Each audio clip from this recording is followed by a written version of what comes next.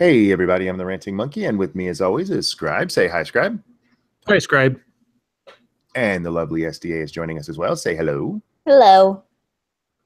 And tonight we're going to do a nostalgia stream, but we're not breaking format completely. We will cover the news and a little bit of YouTube before we get into that.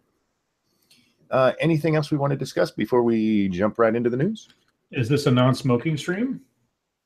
Oh, yes, let's make it a non-smoking stream. For every dollar earned, I will not smoke in a stream for a moment, for a minute. So donations are appreciated, and don't forget to hit that like button.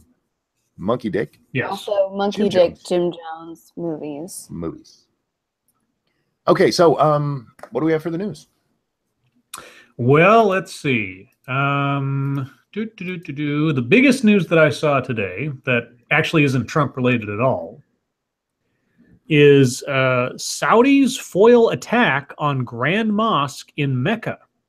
Wow. This is a very brief story, but Saudi security forces on Friday prevented an imminent attack on the Grand Mosque in Mecca, the country's interior minister said on state-run TV. A suspect planning an attack on the mosque blew himself up in a nearby neighborhood when security forces surrounded a home where the man was hiding, according to the ministry. The suspect refused to comply with demands to surrender, opened fire on security forces, and then killed himself. 5 people, including 1 woman suspected of involvement in the plot, were arrested. 3 groups, 2 based in Mecca and 1 in Jeddah, planned the attack, the Interior Ministry said. The Grand Mosque, or the Masjid al-Haram, is the largest mosque in the world and surrounds Islam's holiest site, the Kaaba, a cube-shaped shrine that worshippers circle during the Hajj, the annual pilgrimage that brings millions to people of Mecca. And there you go. That's the story. Thank you, Studwell. That's $5. He says 8 years. Congratulations. We're going to start my timer, even though I'm not smoking right now, at 9:05, just to give us a normal time.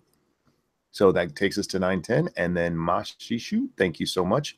Garbage humans of the world unite. We'll get to that in just a few minutes. Yeah, that's the meme of the day. Indeed. Outside of that, we're already pretty much at not a whole hell of a lot happened today. Cool. So SDA. Yeah. Are you ready? Are you ready? Are you ready? Oh wait. This Sunday. No. Sunday. Okay, what are our topics for? We have LeBron James, Johnny Depp, travel ban, and Mormon girl. Travel ban. Wait, before you read that, what did you think of my impression of you last night? Did you hear it?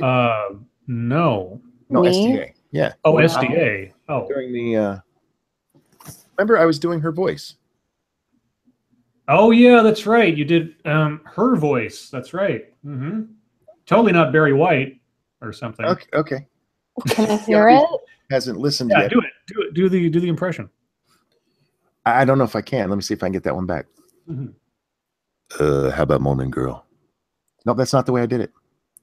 How about Mormon girl? It's much more Barry White. You got to put a little more soul into it.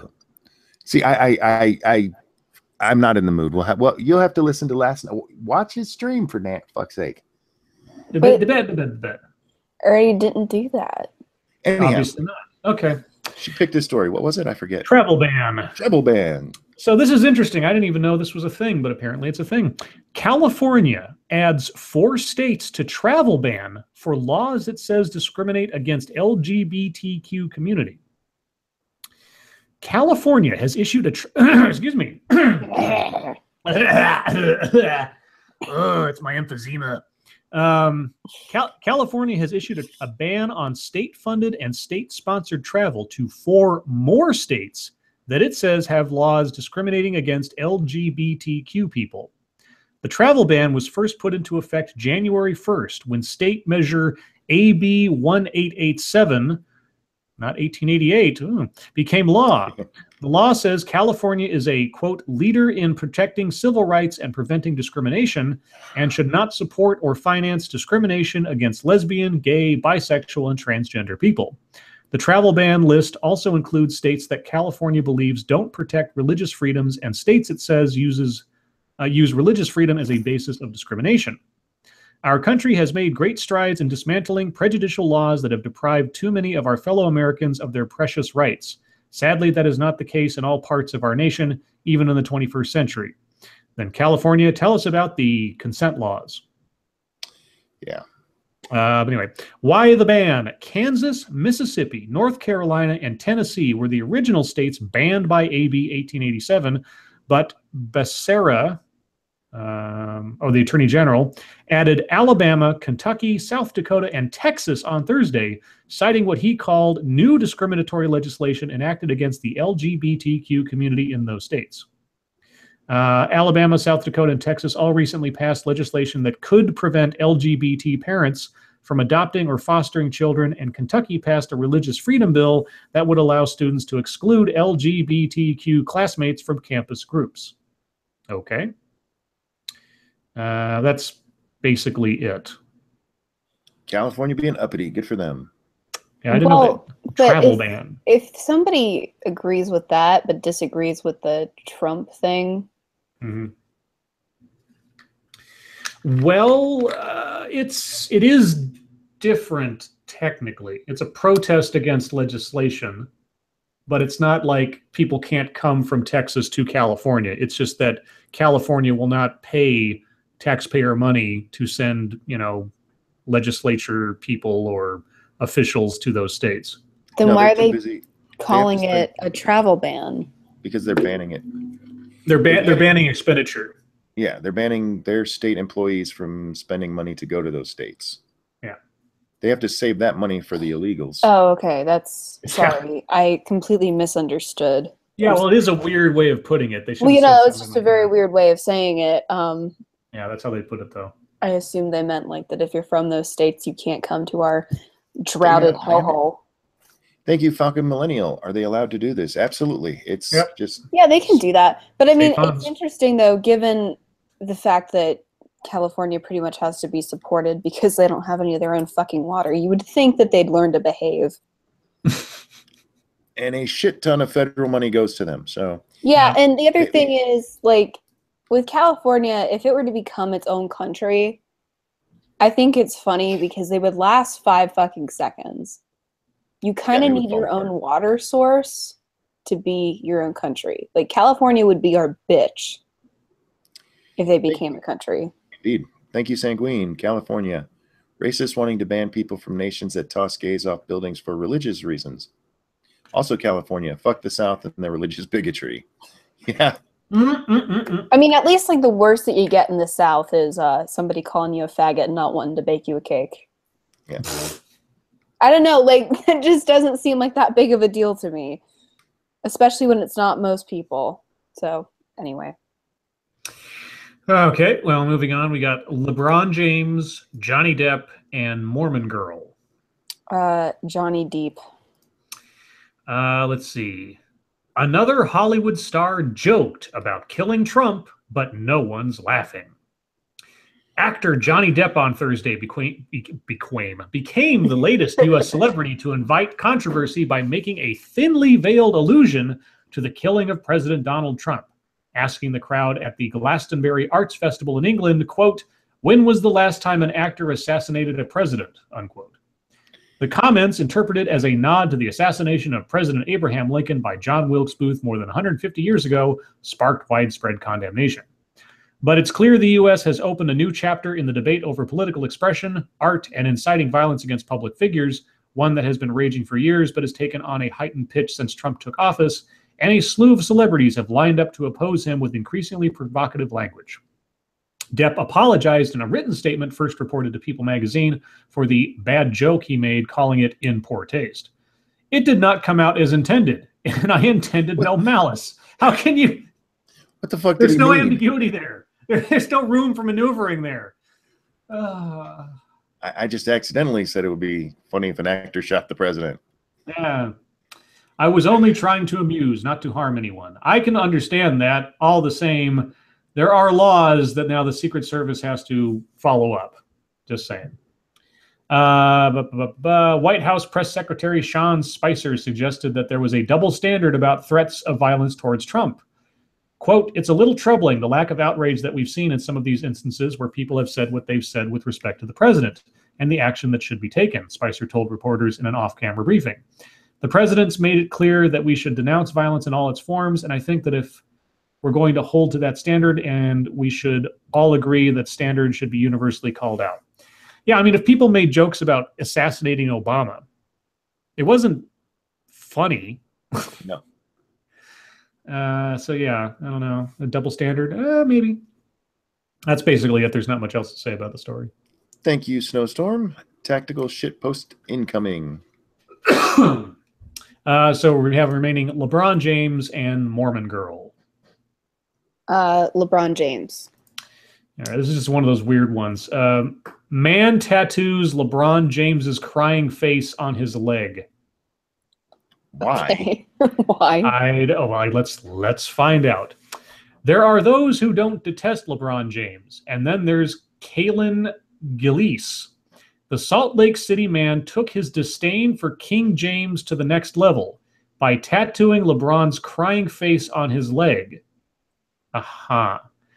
Gillies has always been a big fan of Michael Jordan and the Chicago Bulls and says he decided to get the ink after constantly hearing James being compared to Jordan. Quote, he's always flopping, crying, looking for fouls. I've never had a lot of respect for him, Gillies told CNN. Okay. Enter Preston Shuley, Gillies' friend and roommate who happens to be a fantastic tattoo artist. And I got to say, the tattoo is amazing looking. It is a very high-quality tattoo of this guy crying. Well, at least if you're going to do it, at least get a high-quality tattoo of it, I guess. I laughed when he brought the idea to me. I didn't really believe he'd go through with it, Schooley said. The tattoo took 3 hours to complete. That's actually really good work for only 3 hours. But Gillies says it'll bring him a lifetime of joy. Every time I look at it, I laugh, and I like to show it and make people smile, he said. He said he's got big plans to make the LeBron tattoo part of a sports legend leg sleeve that will eventually feature Tom Brady, Wayne Gretzky, and, of course, Michael Jordan. LeBron is definitely a legend, but he's the biggest crybaby legend of all time. Okay. If that's what you want to do, fuck it. Yeah. I mean, it is. I gotta say, it is an amazing piece of artwork for what it is. Thank you, Sanguine. Regarding the last story, I want to kill you in the most innocuous and innocent ways. Apparently, yes. And lastly, this is, I guess, an update to a story we covered. Is this like the gay, the lesbian? Yeah, but I guess something happened that wasn't part of the original story. That anyway, I just saw the headline and I thought, okay, I better read this. Microphone cut after Mormon girl reveals she's gay at church. A video of a young Mormon girl revealing to her congregation that she is lesbian and still loved by God before her microphone is turned off by local church leaders is sparking a new round of discussions about how the religion handles LGBT issues. Why? This is not new news about Mormons don't like the gays. Mormons don't like gay people. That has been true forever. Mormons don't like anything. They're Mormons. Let's see. The last gay they liked was Joseph Smith. Hi-oh. Oh, whoops.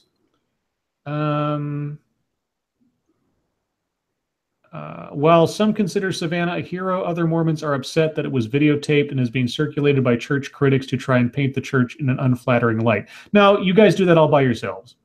It's got nothing to do with that. Like when you try to baptize the dead, like you've baptized Anne Frank 9 times. You can baptize the dead, damn it. You can. They don't even have to be there. I like to baptize the dead in my private time. Me too. Yeah. In my spunk. Whoa, yuck. Okay. Whoa. You didn't have to take it that far. Jeez. I thought the implication was enough. You had to go there, though, didn't you? I did. Thank you, Peter. No comment on his, just a donation. Thank you so much. How many minutes are we? Oh, yeah. Sorry. They handled it with a free trip off a building. Yes. Yeah, Monkey, how many I'm minutes? going to have to add this up. Yeah, you're going to have to, just go to the super chat control panel. At this point, I'm going to. I'm pretty sure at this point we're getting really close to the 10 o'clock hour. Probably, if not already. Wait, is the word spunk back? No, it's Sputnik. You misheard. Sputnik's making a return. What? Oh, now I have to do math. Oh no! I was told there would be no math. You were lied to. Who lied to me? While we're doing that, let me check a look at MSS News real quick if there's anything that really jumps out before we get into YouTube and nostalgia stuffs. Let's see. What do we got? 41 minutes past there, so 46 is the number right now. Okay.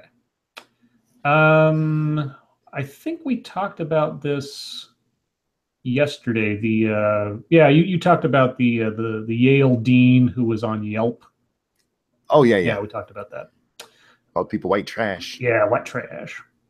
Guys, if you that like button, that really helps us out. We'd appreciate it. Thank you so much. So are we going on to YouTube, or was there something else? I'm just looking at MSS News real quick to see if there's something. Oh, right. I forgot about MSS News. Yeah, we already talked about.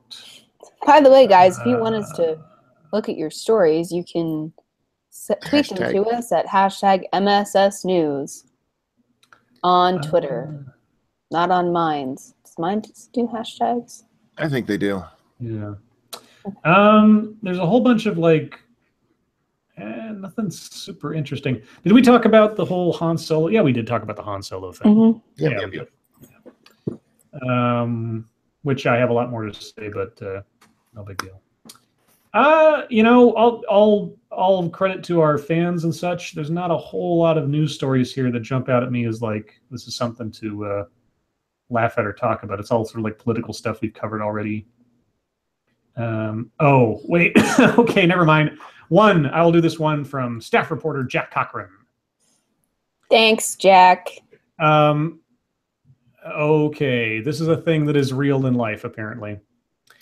Can't find a public bathroom in New York City? Hail this toilet van. Oh, no.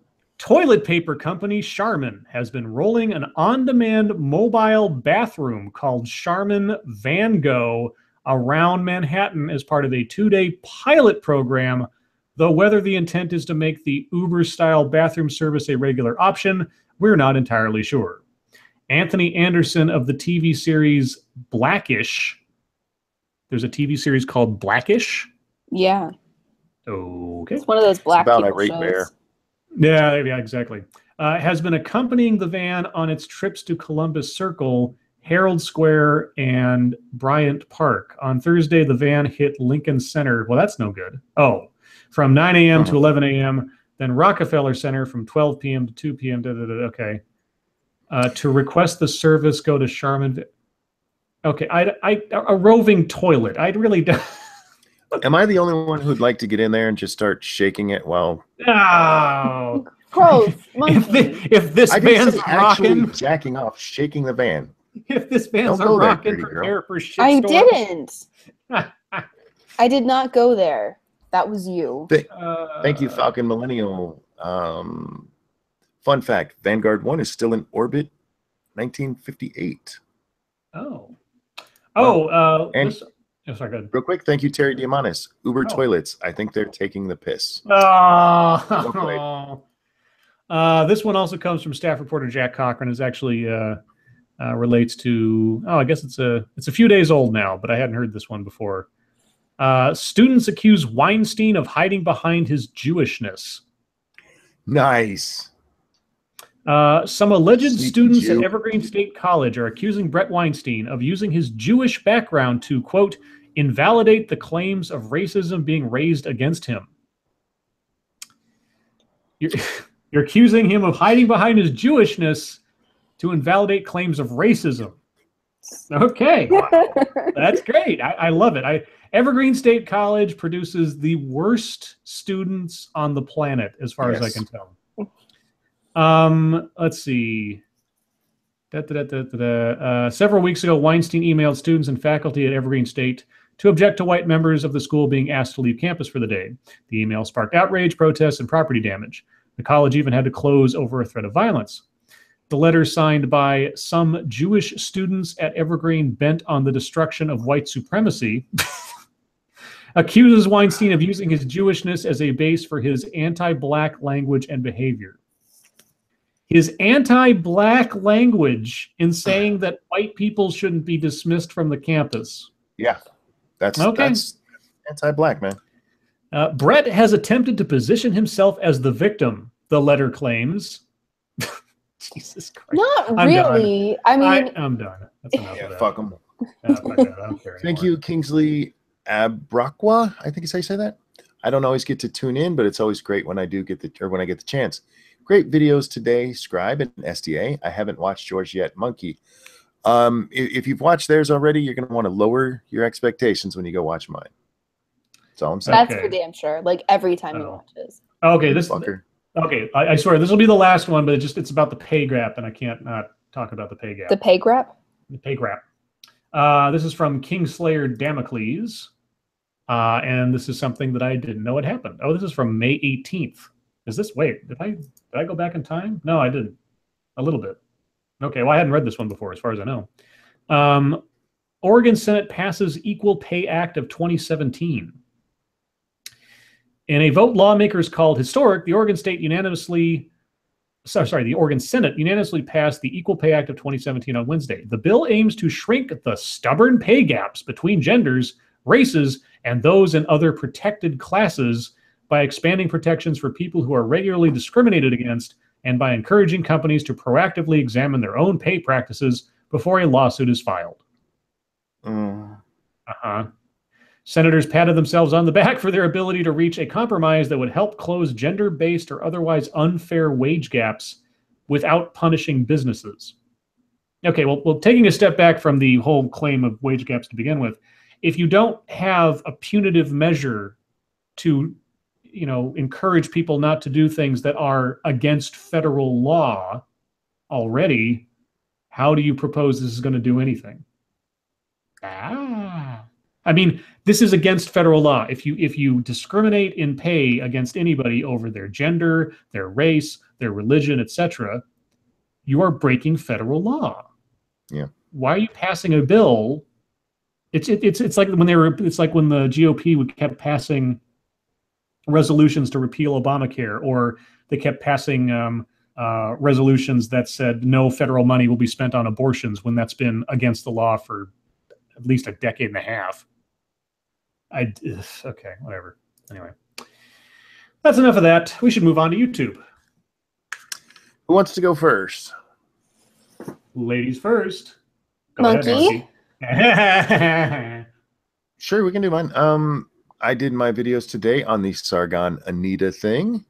That was the first one, and I just happened to jump on it because it was so funny. When I got up this morning, I saw all the stuff about her calling him a garbage human, and I went looking for video and could not find any. And I finally found one, and I made just a little joke video about my search to find it. And then the second one was my video going over the Onision Joyce Sparkle BS debate. What a fucking shit show that was. I did the first part of it as a boxing match, and I was going to do the whole thing that way.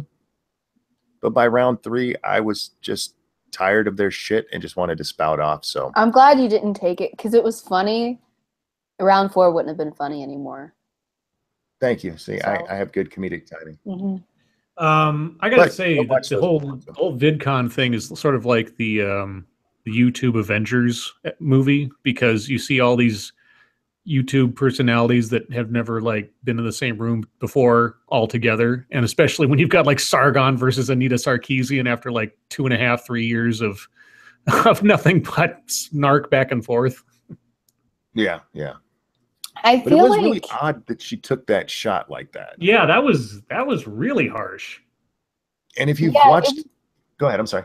It was really interesting because you can kind of, for one thing, it's funny to see everybody together because you feel like everybody should be on separate parts of the planet, and when they come together, it's just going to rip a hole in the space-time continuum. But besides that, it was interesting because she looked so mad and she looked so upset, and I thought she was actually going to lose it. And I think a lot of that was just pent up from years of watching response videos. Well, if you watch Dave Cullen's video, they were actually warned afterwards that by all of them sitting in the front, because the shitlords did manage to get the front seats on purpose. They sat there and behaved themselves until she pulled that shit. Yeah.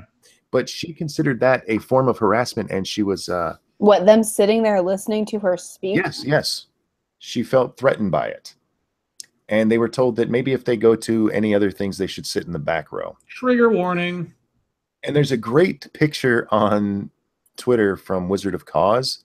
Mhm. It's the Anna Kasparian, Cat Black, and Cenk are on a panel. They have the whole front row marked as reserved. Oh man. So yeah, she was threatened by it. That's stupid. It is stupid. So they were just sitting there nicely listening to what she has to say, and Just threatening? existing where she could see them was threatening. That's so stupid. So if you guys hear anybody talking about human garbage and you don't know what's going on, Anita Sarkeesian called Sargon a shithead and then said he was human garbage. Mm-hmm. Well then. Next.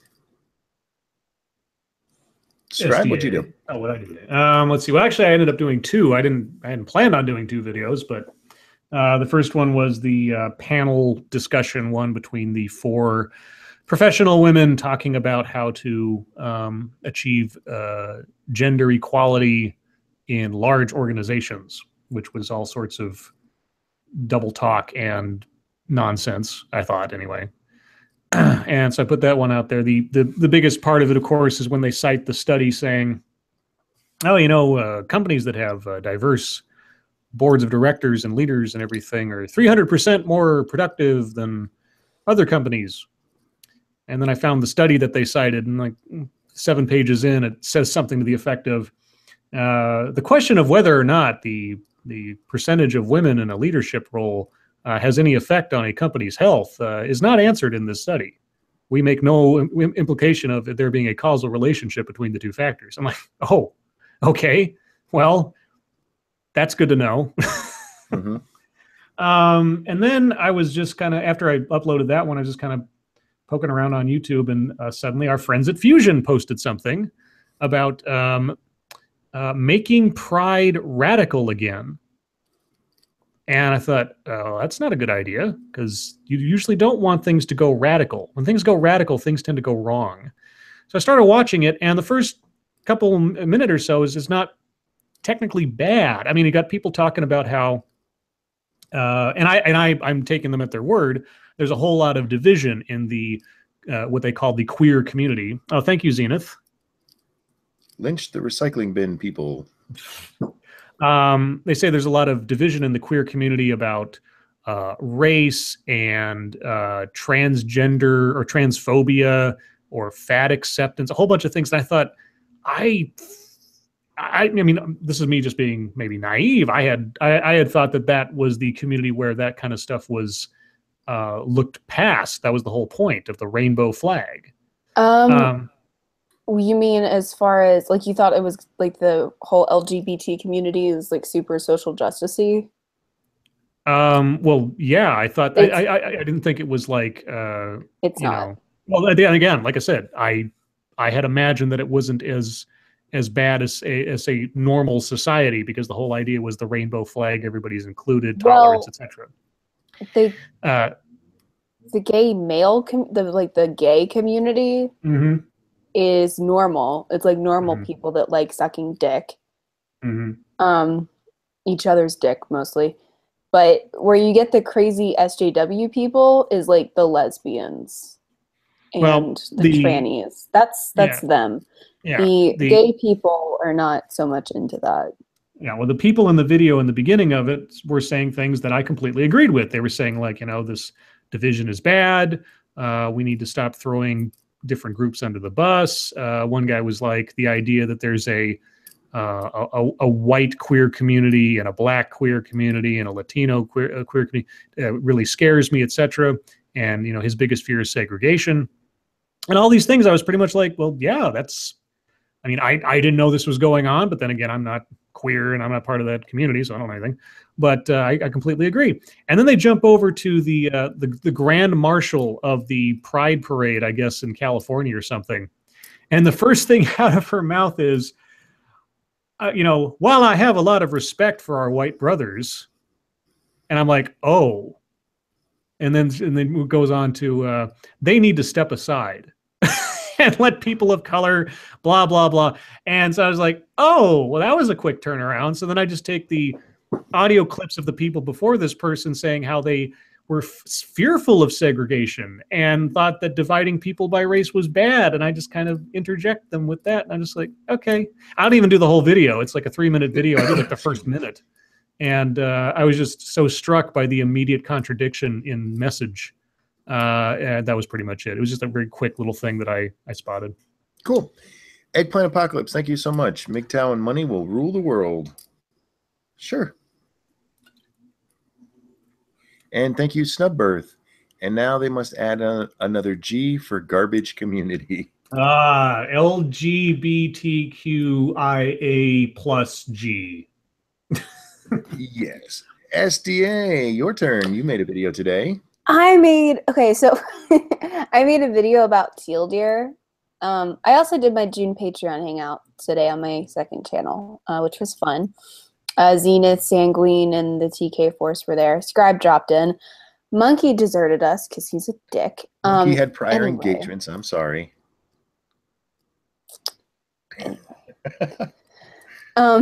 So teal deer, God, okay, I'm going through puberty. Teal deer put out a video, not a video, a Minds post, as he does, and he was basically cranky about VidCon and people going to VidCon and having friends at VidCon. And so we made a Minds post about it. So I just made like a monkey, knock it off. So I made kind of a shitposty video. I did a bunch of different voices in it too, and people liked it. So I'll have to bring that back because I had fun doing it. So yeah. Can I just say that Teal Deer in his video, for those who haven't seen, or in your video, the post you read, he's basically bitching that people want to make money and friends. And he's really, really opposed to the idea of friends, which explains a lot. Well, and it's weird too because he is really friendly with the honey badgers, right? Like he does stuff for their show and all sorts of shit. He talks to them all the time. Yeah, so I'm like, it's not like you don't have friends. I mean, and then a couple people in the comments were like, "Hey, he has agoraphobia," and I was like, okay, if that changes him being stupid about other people having friends, because yeah, you're gonna get a lot of hate from morons, and good luck with that. So, but I did have fun doing the voices. I like doing voices. I don't know why. It's always been fun for me. So, thank you, Snowstorm. Today sucked. I had to buy a new tire. Oh, that sucks. Sorry about that.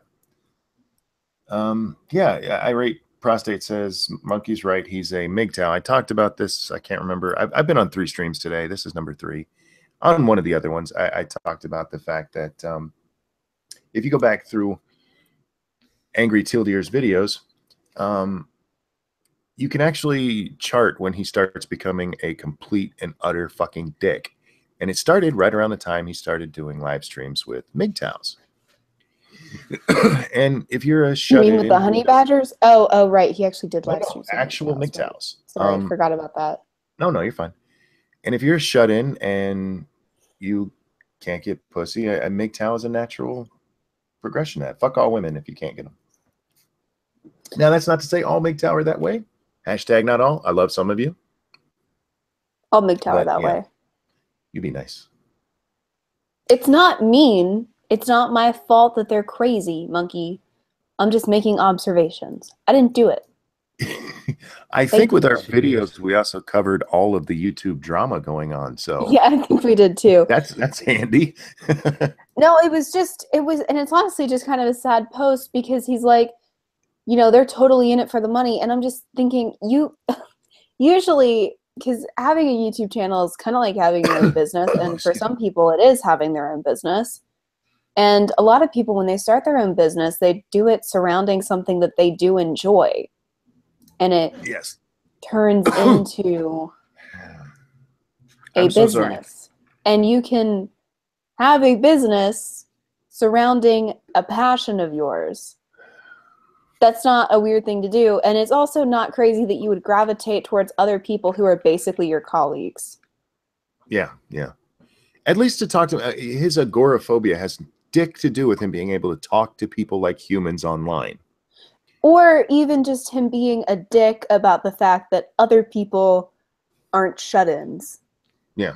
Because I did say, like, do you go outside? And people are like, he has agoraphobia. And I was like, okay, that doesn't mean he has to be a dick. You know, Teal Deer would tell them that they need to get proof of that. I'm just saying. They need, like, I'm sorry, do you have 10 peer-reviewed studies telling me that Teal Deer has a... You need peer-reviewed studies proving that. Yeah. Okay, so yeah. I don't want to bash on Teal Deer too much. Life has already beat him up. Well, and I kind of feel bad for him a little bit. Not so much because he's a dick about it, but because he doesn't. Well, he's got the honey badgers, which isn't saying a whole lot. Because I don't like them either. But he does. I guess he does have friends, but. Well, if you go through his Minds posts and some of his older videos, he is quite happy to not have friends. He makes a point about how happy he is not to be friends with these people. That is a dick move. That is not just agoraphobia. That's, look at me. He's a fucking hipster. He's a hipster dick. And fuck him. I don't care. Thank you, Snubbirth. Not to be a negative Nancy, but Teal Deer has criticized at least one MGTOW in the past, so I don't know how MGTOW he truly is. I know lots of MGTOWs who have criticized other MGTOWs. Well, that's how he started talking to MGTOWs, was criticizing them. Yeah. And then he, got in bed with the honey badgers and I just think he's a dick. The personality he portrays that he purposefully puts into the world is a stuck-up dick, and that's what he chooses to do, and fuck him. If he wants to be, then let him be a lonely, friendless piece of shit. Because he's already got the piece of shit part right. Bay said, no, it's just stupid that someone who is supposedly terrified of going outside would go on vacation out of town and let strangers run hot rocks over his body. What? Bay, explain yourself. Whoa. What kind of accent was that? I don't know. Explain yourself. Bite me. Well, okay. Just be careful of that afro taint. Get stuck in your teeth. Barf! It's a good thing there isn't one there then. Barf! I'm going to need 7 peer-reviewed studies that prove that. Why is Monkey holding back? Tell us how you really feel. You know what? I've gotten so much shit for just for saying Teal Deer's boring, which under normal circumstances would just be an opinion. But so much just for that fucking part of it. I'm just sick of that little fucker. And then for him to do this, trying to shit on everybody having a great time, fuck him. While we're waiting for Bay to get back to us, Sleepy Doodle asked SDA, what's your issue with the honey badgers? I just don't like them. And I disagree with a lot of what they say. I've made a couple of videos on Karen, and I disagree with a lot of what Allison says too. So, it's just. Mara says that he stayed in a video last year about how he went on vacation and got a hot rock massage. Yeah, that is really weird for an agoraphobic. Thank you, your boy Pat. Backhand that like button, y'all. Also, hi, SDA. Hi, I don't get a hi? Hi, Pat. That's all right. You gave me the donation. I love you, man. You are awesome. Another thing, Monkey, I went out today out of my house. Oh, to do things. And I went to a store, and the store was selling faggot spinners. Did you get one? No. Why not? I was close, though. You should have. I thought about it. Mine. I kind of want one. They're fun. I actually need one of the boxes more than I want one of the spinny things, though. You can get those too. Get 2. Get one of each. The box and the I might. I'll see how it. Okay. You can't spin the box. Somebody should make these in a bottle shape.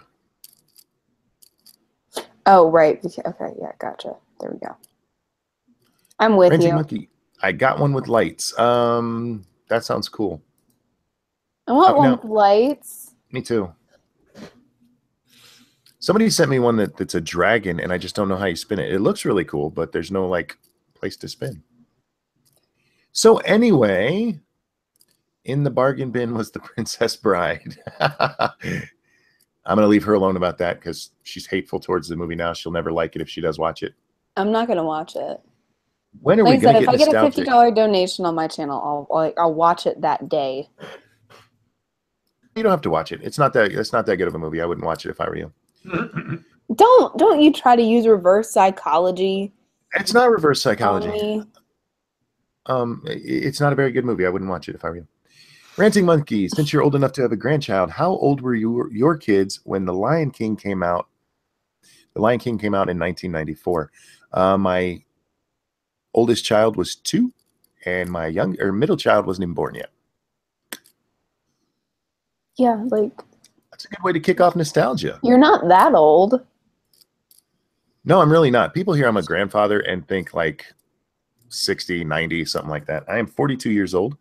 I had sex when I was very young because I was that cool.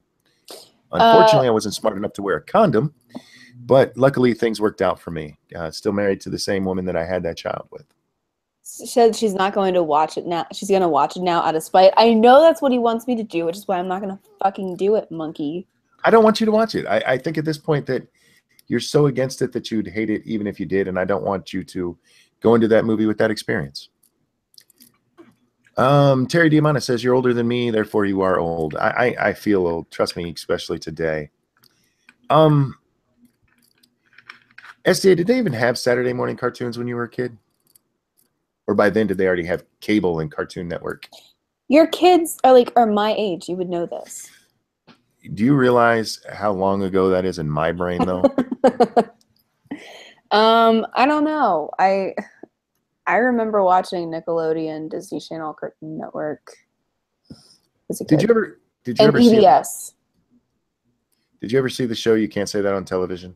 No. You can't do that on television. Do that on television. Sorry. Don't Jeez fuck with me. Louise. Hey, Dude. I love that fucking show. Yeah. You remember 15? The teenage 15. soap opera? That was Nickelodeon. never watched that. 15. Donald the Repentless, thank you so much. Being a YouTube creator is a business in the same way that Amway is a business. Thanks again for doing the how-to use YouTube stream last night. Thank you guys for coming and joining that. Sorry I had to cut it short. The gods were trying to kill me. I never watched 15. I don't think I've even heard of it. Oh, I remember seeing that a couple of the actors and actresses on there I later saw in like big Hollywood movies. So when they were I got to see them when they were like child stars, I guess, back when I was watching that show. And I was like, oh, I remember you. You're in that show from way back when, which was like the cheesiest it tried to be like a soap opera for teenagers on Nickelodeon. So it was sort of like Degrassi Junior High, but the American version, I guess. Falcon Millennial, Cartoon Network, don't you mean History Channel? Sometimes they're the same. I just informed Saturday cartoons stopped around 2008. Wow. Yeah, I used to watch. Let's see, there was always all the old Hanna-Barbera stuff like Thundar the Barbarian, and what else? Spider-Man His Amazing Friends. You had Mr. T. You had the Snorks. You had Shirt Tails. You had Tiger Sharks. Silverhawks. Thundercats. G.I. Joe. The Inhumanoids. Bigfoot and his Monster Machines. He-Man. Gargoyles. Gargoyles was a great show. I never watched it. Oh, it was good. The first few seasons were good. They had all the voices for all the people from Star Trek came in and did voices for the characters. It was great. So STA, is there anything from your childhood you do miss? Or is it still pretty much all around? And then that's not a joke about your age.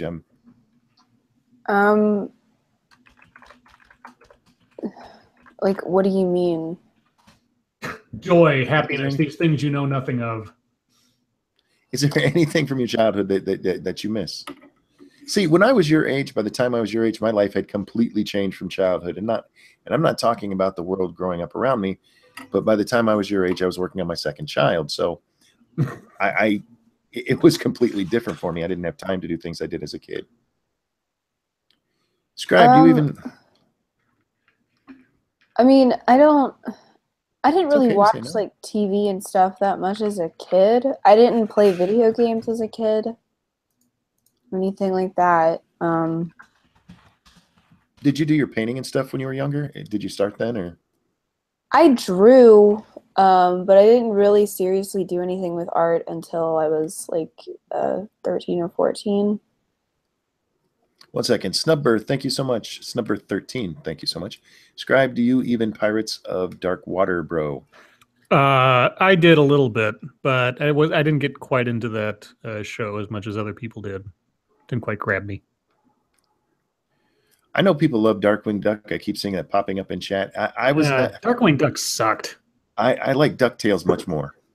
Yeah, if Darkwing Duck had the kind of tone that DuckTales did, I was like when they announced that Darkwing Duck was coming out, I thought, oh, it's by the same people who did DuckTales. It's gonna have a launch pad in it and everything, because DuckTales it was silly, but I mean it took itself a little bit more seriously than your average cartoon show. It was like it really was comfortable in its own world. Yeah. And Darkwing Duck was just trying to be stupid, and it was stupid. I liked Tailspin because at least still it tried to stay rooted in its own reality without being like slapstick. But Darkwing Duck was nothing but slapstick. If Darkwing Duck had taken on a sort of Batman of the DuckTales universe tone, it probably would have been really cool, but it wasn't. Fat ass Albert. I used to love Fat Albert. I really did. Hey. You know, I still remember one of my favorite episodes of that show was about a kid who didn't take a bath. And he wouldn't take, huh? I said stinky. Yeah, and he stank, and they had to talk to him about it. And I think it was Fat Albert mentioned, look, man, it's okay to get in the water. Fish are in the water all the time. And he actually responded, yeah, and look how they stink. Yeah. But at the end, he finally took a bath, and everybody liked him. Oh, even beyond cartoon shows, there's TV shows that I remember more distinctly, even like Different Strokes. Oh yeah, Different Three's Company, Silver Spoons, Hill Street Blues, that kind of stuff. Yeah, I was never a big fan of Hill Street. I did like St. Elsewhere. Yeah, St. Elsewhere. Seasons. Yeah, you know the big conspiracy theory about St. Elsewhere. I think we talked about this before. Well, we did. Yeah, it's the. I can't remember it. Well, so the very last episode of the show, there's an implication that the entire series was in the imagination of this one guy's kid in the show, Tommy. What the fuck is his name? Hold on. It's the Tommy. Oh yeah, the Tommy Westfall universe. So Tommy Westfall was this sort of autistic kid in the show, and there's this last shot where the hospital shifts to a version of the hospital inside of a snow globe, and then the camera pulls back, and it's Tommy Westfall sitting there looking at the snow globe, and then his dad walks in, who is the actor who plays a character in the show, but he's dressed up like as a completely different job or something. And so there's this implication that the entire series of the show was just in this kid's imagination. The problem is that characters from that show who were the doctors appeared in other TV shows later on, like Homicide and X-Files and so on. And so there's this grand hypothesis conspiracy theory that all these interconnecting shows relating to one another by character connections and such are all part of the imagination of one child. Thank you, Sanguine. Mighty Max. That's Mighty Max, oh God. Biker Mice from Mars, the Littles. Oh, yeah. Somebody mentioned video stores. I miss going to video stores. I always liked them, especially a Blockbuster. Yeah, we've talked about this before. It just was like a family event because you didn't have such instant access to movies on TV back then as you do now. So wanting to go see a movie you didn't see in the theater or something from the olden times or whatever, it'd be a family event. You go down there with your family, you'd like rent 3 or 4 videos, and then it'd be a big thing to go home and watch it with popcorn. I like the smell. They always smell like new carpet. Okay, Blockbusters.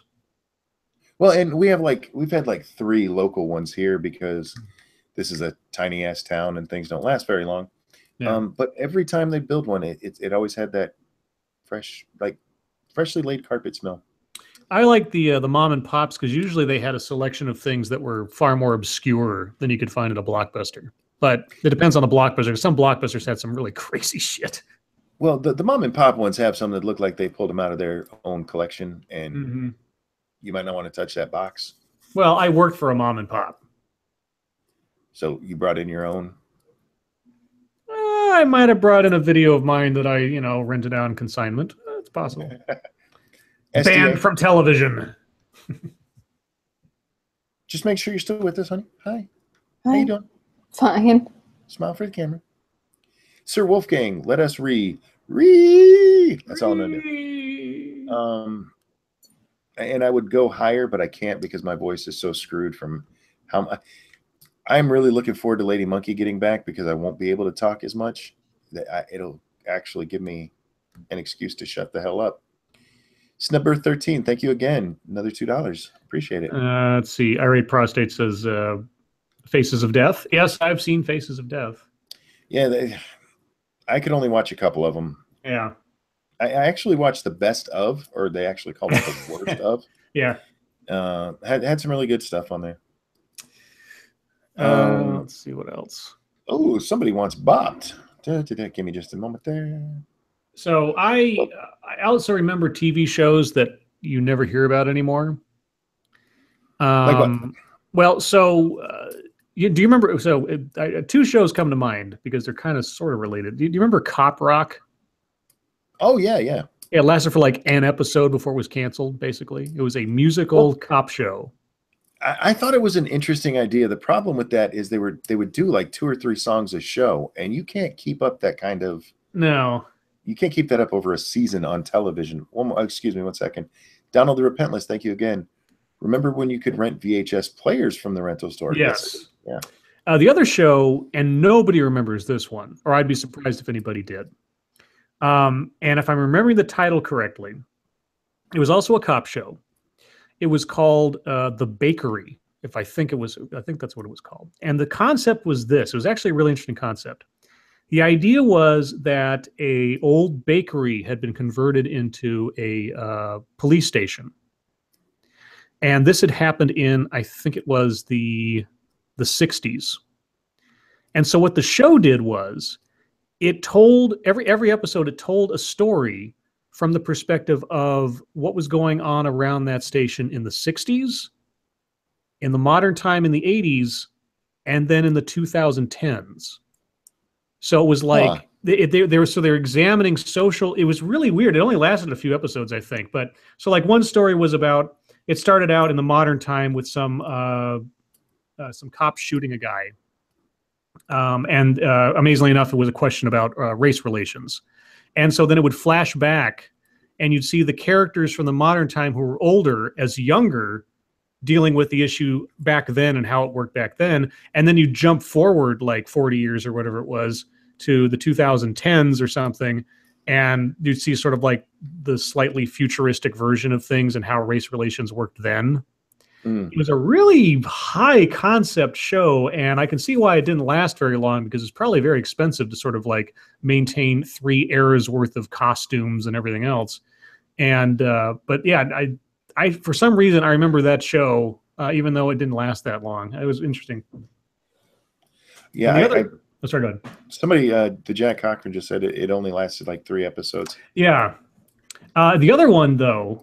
And this lasted for several episodes. It was called Outlaws, and it was about this group of cowboys who were like riding through a storm back in the 1800s or something, and they got time traveled to modern times, and so then they went on adventures solving crimes as like old timey cowboys in the modern world. The fish out of water stuff. Oh, nice! It was so cool. For like, I think it only lasted like 6 or 7 episodes or something. But man, I have such a weird memory for TV shows that don't exist anymore. Chat, if you guys could hit the like button, I'd really appreciate it. You guys are awesome for doing so. Yeah, we got 200 people and 100 likes. Come on, guys. Somebody's asking about Scrappy Doo. Fuck Scrappy Doo. Waste of space. Is a sin against humanity. Yeah, waste of space. Oh, somebody said Sequest DSV. Oh man, I remember that was such a big thing when it came out because like Steven Spielberg produces Sequest. It's like Roy Scheider and all the special effects and going down underneath the ocean. It's like, but that's showing. I've never understood. Oh, sorry. Go ahead. Okay. I've never understood the modern obsession with going underwater. Like with sea, because it was very much pimped out as like a Star Trek kind of thing, like underwater. Yeah. Like there's only so many fucking things you're gonna find underwater. Well, I mean that was the thing. I mean, since they were going so deep, they could sort of make stuff up that, or at least speculate on the science at the time and everything. But I always liked the fact that they had a talking dolphin. Yes. Darwin, alert us. And Jonathan Brandis was on that show before he killed himself. Do you have a talking dolphin? No. Is it named Darwin? Should it be? Darwin. Why do you look mad at us now? Are you watching The Princess Bride? I told you not to do that. No, I'm not watching The Princess Bride. She's playing with her erotic Rubik's Cube. So I am very curious. What did you do as a child? Because you said you didn't really play video games. And do you remember your... Yeah, no, I know what I did. I wasn't being mean or joking. What do you remember of your childhood? The things that I did, I kind of don't want to talk about, guys. Are there legal restrictions on it? No. No, I think SDA. You know what? You know my theory is. SDA is like Wolverine. She was part of a secret government experiment, and her memories are all scattered because of brainwashing, false memory implants, and the adamantium. In her taint. No, I was going to say the adamantium in her glare. Oh yeah, she has a glare.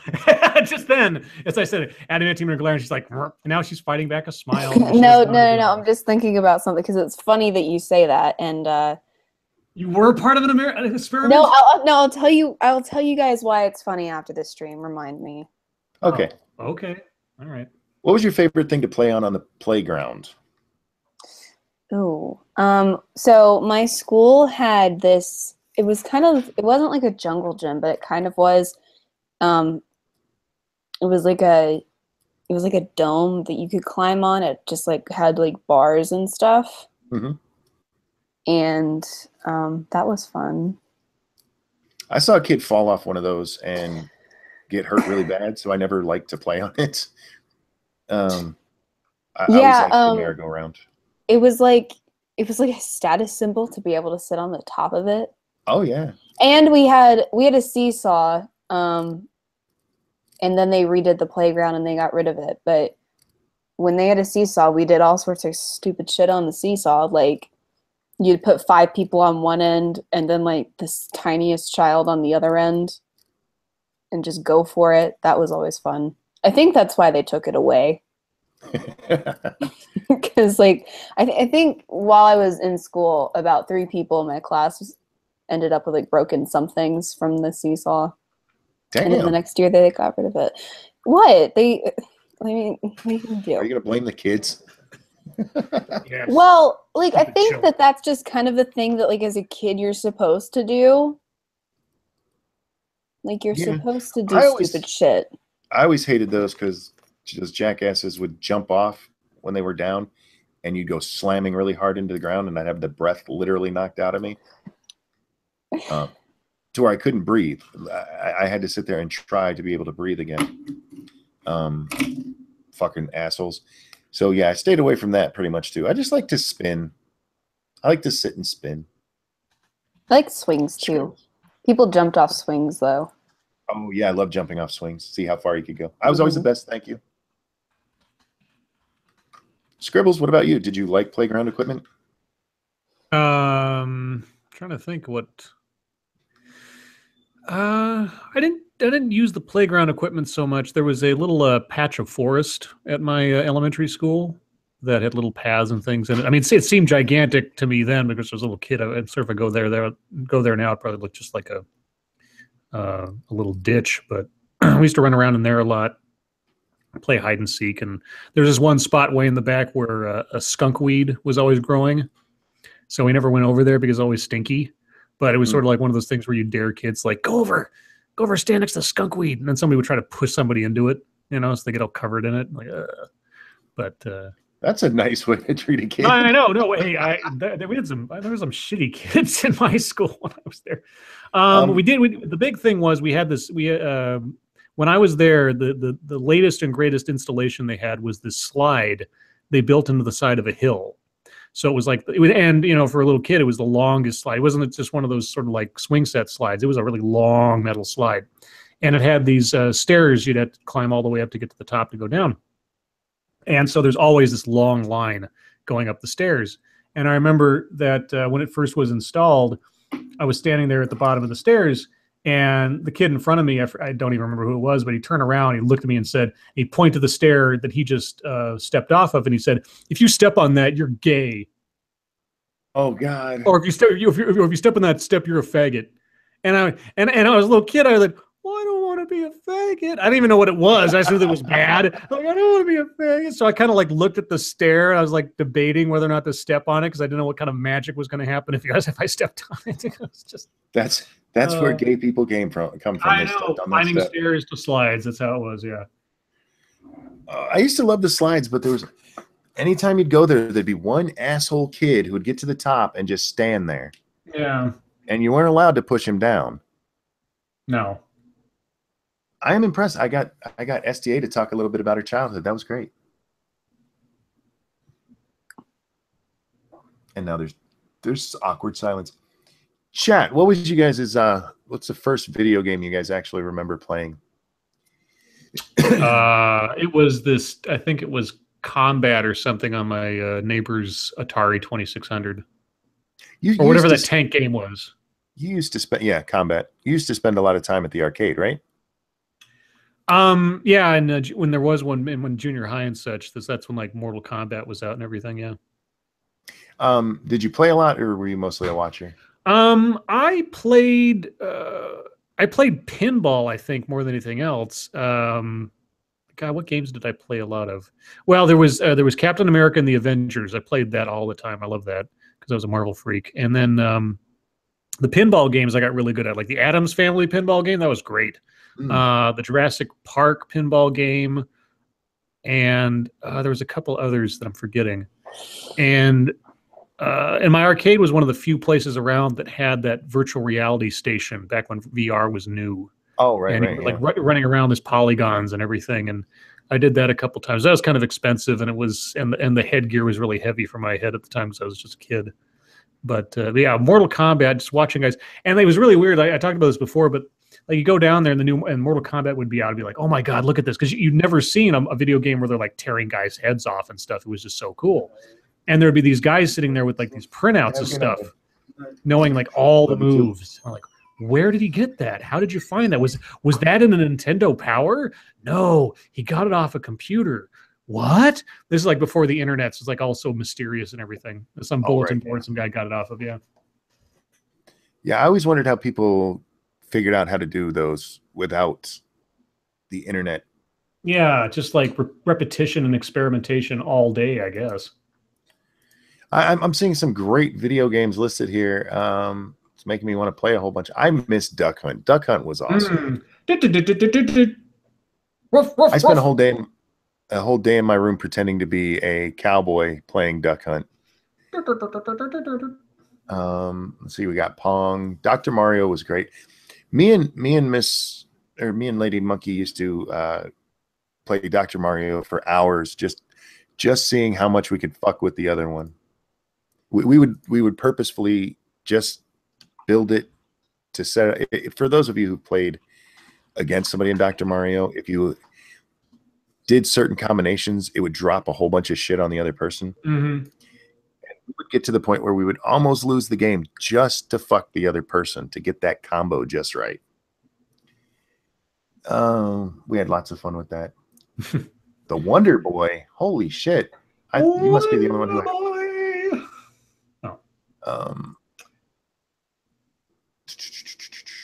Yeah, we had the Mario Duck Hunt cartridge. Oh, did you That ever was play awesome. you played the Star Wars arcade game with like the vector graphics and doing the trench run and everything? Oh yes, I've actually won at that, which is Yeah. was the first game that I felt that I actually won something at. Hmm. Because I And there sucked was at things like Frogger and Pac-Man. Those I sucked so bad at those. and there were so many fighting games. I remember Pit Fighter was like the other one that sort of tried to be like Mortal Kombat because it was like Mhm. filmed pictures of people, but it was so pixelated, it was so lousy looking. Puppy Hater says, I have a sin to confess. I never played on an NES console. There's a lot of people who haven't who like to throw it out there. I'm just saying. Yeah. Paperboy was awesome. Oh, that was such a God. That game was so difficult. The original Rampage was really good too. Yeah, Rampage on the arcade. They used to have that at the skating rink that was near my place at one time, and yeah, Rampage and Tron Oh yeah, was really good. I was never very good at Tron. It's a tough game. It was a tough, especially the controls on that one. Yeah, I did love Punch Out, and when they finally brought it to Mhm. the NES and they made it Mike Tyson's Punch Out, that was so cool. Mike Tyson's Donkey Punch Out. Yes. And I remember because we never owned that one. I borrowed it from a friend until I beat it. Yeah. And he finally got annoyed with me calling him, asking him how to beat different fighters. Well, the game He's like, just play the damn game. The game that always frustrated me, and it was amazing when it was basically the debut of the angry video game nerd. I played it so many times and I couldn't understand it or try to beat it. It was Dr. Jekyll and Mr. Hyde on NES. And I don't know if I ever played that. It is one of the most frustratingly difficult, infuriating games ever. And it was, I believe it was one of the first, if not the first, video game review that AVGN ever did. And when I saw that years and years ago, I was like, I know exactly what you mean. I could so empathize with them. I'm like, God, I hated that game, but I so wanted to be able to play it because the box art was really cool, and Dr. Jekyll and Mr. Hyde was a really neat thing for me when I was a kid. I like monsters and stuff. So somebody mentioned E.T., the game on Atari, and I know people talk about how fucking hard that game. I never thought that game was hard. I beat it many, many times. Yeah. I thought Raiders of the Lost Ark was a very hard game. Oh yeah, the old Atari one. Yeah, because you couldn't. There was no way to tell what you were supposed to do, where you're supposed to go, unless you had like some crazy strategy guide that didn't exist back then. Right. Yeah. Somebody asked me what books I read as a kid. I believe it or not, I actually didn't read as a kid. I didn't like reading. It wasn't until what? The Bible. It wasn't until I got into a ton of trouble and I had everything else taken away that I started reading, which was how I got my revenge, because I'm pretty sure that we single-handedly funded the Borders store that was close to us until it closed. How you got your revenge? Wait. Once I got my revenge on my parents for taking all my shit away. Because I just we lost so much money because I got into reading. But as a kid, as a kid, the only book I really remember reading and like what? Let me see your ear again. Oh. I have never seen all your ear bling. That is cool. Yeah. It's two piercings. The top one's a piercing and the bottom one's a piercing. Ooh. Okay. I was just looking. I'm sorry. I just distracted me. Shiny things distract me. I apologize. The only book I remember reading as a kid and liking was The Doll People. I don't know if anybody read that, but I don't even remember what it was about. It was just like these dolls that came to life and a thing happened.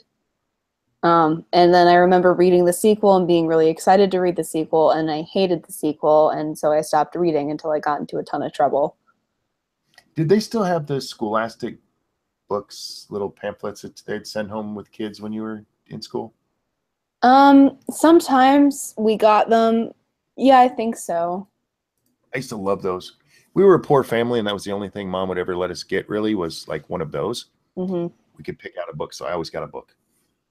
I loved them. And one time I got an E.T. book bag that came with the book I got for free. It was cool. I never read any of the books, though. I had a Universal Monsters lunchbox when I was a kid. It was great. Universal Monsters. Yeah, the Universal Studios monsters like Dracula and Creature from the Black Lagoon. It was always awesome. That is awesome. Do they even have lunch boxes anymore? Is that even a thing? What Hello? the hell? Do they have What? lunch boxes? Yeah, I saw one. Oh God. What happened? I'm trying to remember where I saw the lunchbox Oh. Hmm. because it was a really cool one too, and I thought about getting it. I think it was at Toys R Us, and it was a Spider-Man one, but it's the new gay Spider-Man instead of the cool Spider-Man. And if you're wondering what I mean by the new gay Spider-Man, the new Spider-Man has like black armbands, and no, I just want my Spider-Man to look like Spider-Man. Spider-Man. Spider-Man. Ah. What?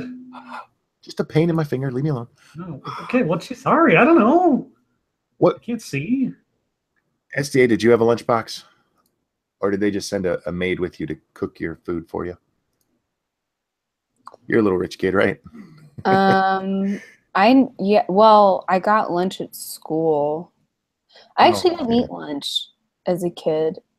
Last time I ate lunch at school, I was probably in 5th grade. Oh, wow. Yeah. When I got to high school, I was too cool to eat lunch anymore. But until then, yeah, I gobbled that shit. I always liked school lunch. I like school pizza. Oh my God, what is wrong with you? I like chicken sandwich day. Those were good. The only time I ate Oh. lunch at school was on pizza day, but that was when they ordered pizza. And then they stopped ordering pizza and they fucking made it themselves, and nobody got pizza on pizza day anymore. Chicken sandwich day was awesome. We also had this thing they used to make us. It was kind of like it was a corn tortilla that was shaped kind of like a bowl, but only like less than an inch tall. And they would put some kind of beef shit in it and then some cheese over it. And I don't know what the fuck it was, but it was greasy and good. It was greasy and good. And I always like school fries too. Stop sticking your finger in your butt. I'm not sticking my finger in my butt.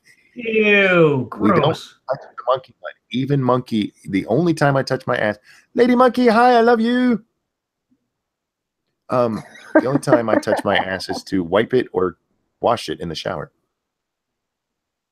Something just happened because I'm getting a bunch of tweets and a couple of comments on my video that are like, were you just virtue signaling about Rebel? Look at Sargon's latest video. And I'm like, what happened? What did he do? Oh, I'll have to check that out when we're done here. Chalupad, that kind of sounds right. Sargon, so apparently Sargon's latest video to stop Anita from speaking on her next panel. What? I miss you, Lady Monkey. If he's doing that, I disagree with it. How he couldn't stop her if he wanted to? I don't understand. I'm wondering if this because I didn't see it, but I saw somebody talking about it, and they were excuse me. The only thing he was suggesting is to show up to shut her up, not to do anything, just to show up. Just because his presence is going to make her triggered. Yeah. Oh, well, that's not. I mean, if he's trying to get her removed from VidCon, I have a problem with that. I guess. And I agree with that. But if they're comparing it to the Rebel Media thing, that's what they're doing. A bunch of people are tweeting me like, you're virtue signaling. And I'm like, I don't even know what happened. What language is that? He suggested rush the stage. Ease. No, don't rush the stage. He's not. Can we learn anything? Though, is he? Well, can we learn anything from the Julius Caesar stuff? Don't do that. Well, that's what the comparison they're making is that somebody. That's what Rebel Media did. They actually rushed the fucking stage. Yeah. Sargon, as far as I know, and I could be wrong, I haven't watched the video yet, but I did see somebody posting about this. And as far as I know, he's talking about just fucking showing up. Okay, if he's talking about showing up, I don't have an issue with that. He can show up to a panel and sit there respectfully like he was, and like I'm sure he will continue to do. That does, like, great, do it. And they're saying he's starting a petition to have her removed. That's between them. I wouldn't support that. I wouldn't sign it or support it. No. And I would. I wanted to be up there and say whatever she wants, because imagine all the memes we're going to get out of this. I mean, if people are petitioning her to be removed, I have a problem with that. I mean, look, if the people who put on VidCon and who make the rules like think that she broke the rules and they don't want to have her speak, that's up to them because it's their thing. Mm-hmm. But I wouldn't support something to have anybody forcibly removed. That's against God's plan, as it were.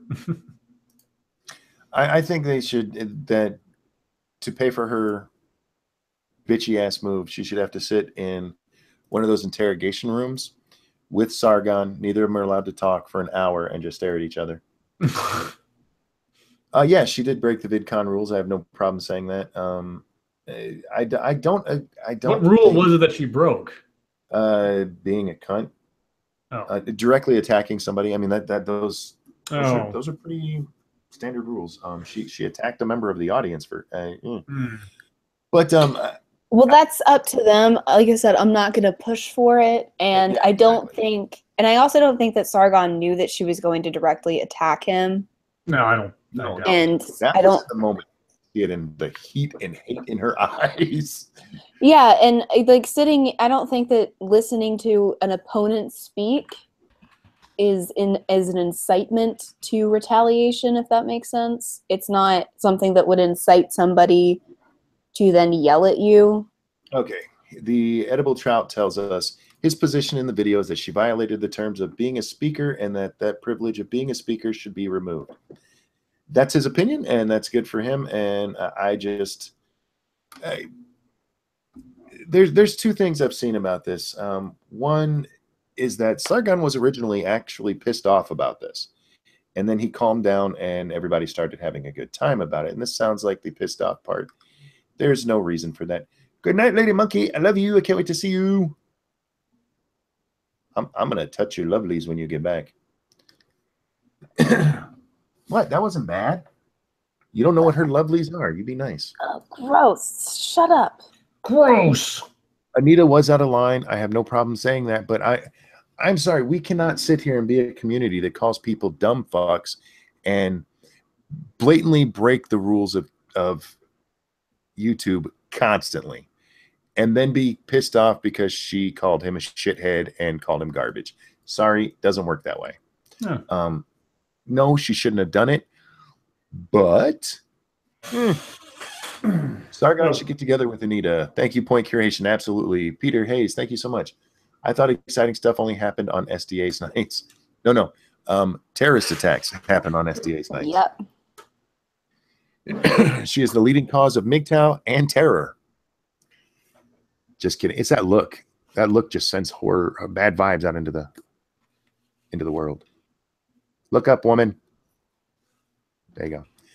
So, at Dindro, I never break YouTube rules. When I do, I'd expect a ban. I guarantee you broke YouTube rules.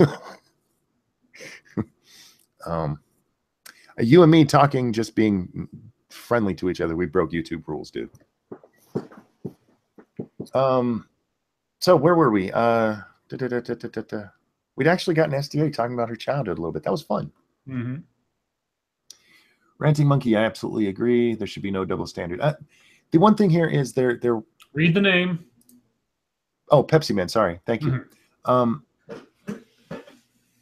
Her doing it on that panel is kind of fucked up because there are people there at VidCon who have nothing to do with this argument and they didn't deserve to have that shoved in their face. But again, I don't have everybody needs to build a bridge and get the fuck over it. This is meme time, not throwing a fit about it. Okay. Do you, Weibo, hi Weibo, asked, do you think that perhaps YouTube plays favorites and how serious an issue is it? Yeah, they absolutely play favorites. And it only becomes an issue when you're actually getting screwed by the rules. But it happens a lot. Childhood memories, the scars that never fade. You know, I don't actually have a lot of bad memories from my childhood. I had a pretty decent childhood up until that 14th year, which sucked. I mean, I had a good childhood and I remember pretty much all of it. I just don't want to talk about it. You're all secretive. Yeah. The dark ginger. She has that backstory that nobody knows. Yes. Dun dun dun. Ba, ba, ba. Damn, now I don't know where to take it since we got distracted by that. Well, you guys can keep talking about your weird whatevers you did. Weird whatevers. Did you ever play the lava game? Yeah. Isn't that like standard? Well, a lot of things are standard that don't seem to apply to you. I'm just making sure you're like human. What? Like what? I can't remember. I'm messing with you. P-Dog says, damn, my childhood started getting good at 14. Well, we could compare stories. Remember, I'm 42 and a grandpa, dude. Just saying. SDA has no standards. She has extremely high standards. That's why she's alone. No, I'm not being mean. It's true. Yeah, she ain't gonna settle for just nothing. Because you are not alone. Be nice to Bay Monkey. I'm being nice to her. I don't think she should settle. Look at that. Would you settle if you were like that? And that's smart. And she's actually funny, guys. I know she's not doing it right now. No, you're not being mean to me. If you were being mean to me, you'd be getting a very different look. Oh, a very different look. Tell me, you seductress, you. Tell me from where you come from. I wish to know your origins. Okay, that's enough of that. I love it. Okay. God, what do you want, crazy person on Twitter? Crazy person on Twitter. Well, when you watch it, I'm sure you'll be just as quick to expose him too. Oh, that's a good thing there, BG. BG said, you said high standards, not good standards. And there is a difference. No, and this isn't anything against SDA. There are people who have they have very high standards for people that they date, but they're not necessarily good standards. It's what they think might be a good standard, but I think I have pretty fucking good standards. I don't know what your standards are. We haven't actually discussed that. But because like if you say that you want somebody to have a job and you meet somebody, oh, he's got a job, but he's a meth dealer, that's not a very good job. So you got to have certain standards. That's all I'm saying. I think one of my more important standards is that you're able to carry a conversation with my parents. Oh, you're like terrified of my parents and you can't talk to them. Like, this isn't going to work because I'm close to my parents and I love them to death. So, like, that's one of my things. It's always funny when my children bring home somebody new and they never know how to react to a parent. And it's funny because I've been there and I feel really bad for them, especially my daughter, when she brings a boy home. Because when she brought home Grand Monkey's daddy, back then I was actually in really good shape and I'm a big dude. He's actually taller than me, but I'm a big fucking dude. And you could just see him just trying to be nice. And I was like, it's okay, man. Relax. I'm not horrible. Lebo Jones, my standard is looking like Nightwing. You have a real thing for Nightwing, don't you? Why do you like Dick Grayson? He likes dick. Well, and I get that it can be difficult because my dad is like, he's tall and he's not a small guy. And he has like this kind of old, smart, don't fuck with me look on his face all the time. I wonder if that was passed on to you in any way, shape, or form. Yeah. Your boy Pat says you should see my daughter's prom dates. I imagine. If I was a teenage boy coming to Pat's house, fuck no. I'd be outside and beep beep. Please don't kill me. Lucky Seven says Nightwing has a nice ass. Would somebody please send that to Anita Sarkeesian? She's desperate to see cartoon ass. Yeah, especially related to Batman. Nothing for you here, says your dad sounds handsome, SDA. He is. Weebo Jones, because I've always loved Dick. My childhood revolved around the OG Teen Titans series. Dick. See, for me, Dick Grayson will always be Batman's gay little friend because I grew up watching the 1960s Batman. And while they were both gay, Gee Robin whiz, was Batman. hella gay. Holy cocksucking Batman. No. We're not talking about the Catholic Church in the stream. Ranting Monkey, you are ripping that off from Uncle Buck. What am I ripping off from Uncle Buck? I'm not. I haven't seen Uncle Buck since it first came on video, so you'll have to remind me. Do I have siblings? Nope, just me. No, he was asking, do you have syphilis?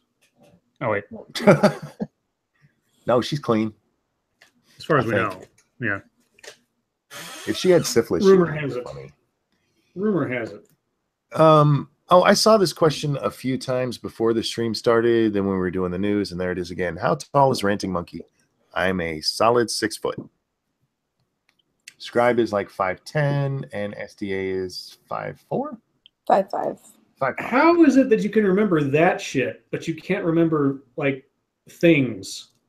Do you know how often we've been asked how tall we are?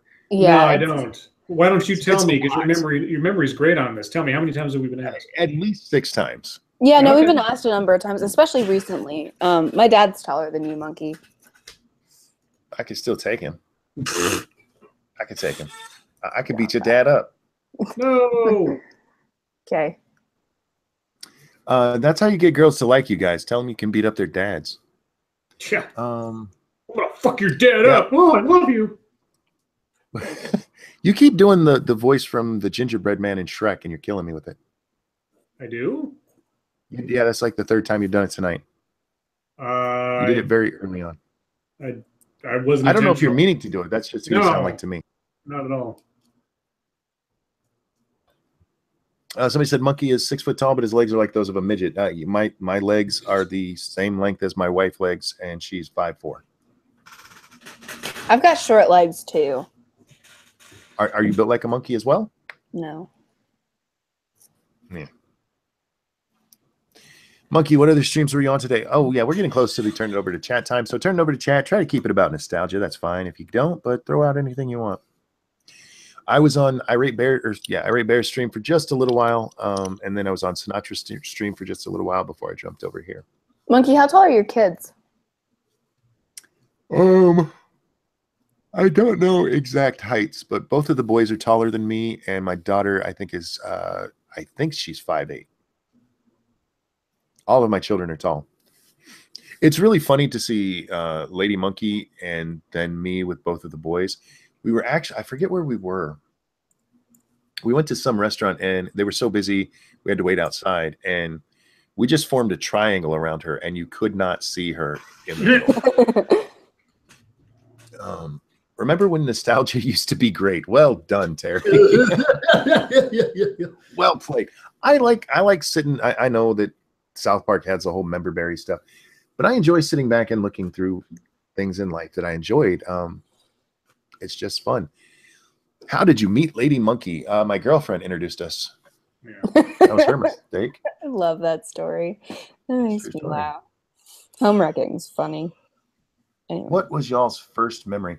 The earliest memory that I have several memories from when my mother has told me I was around 3 or 4.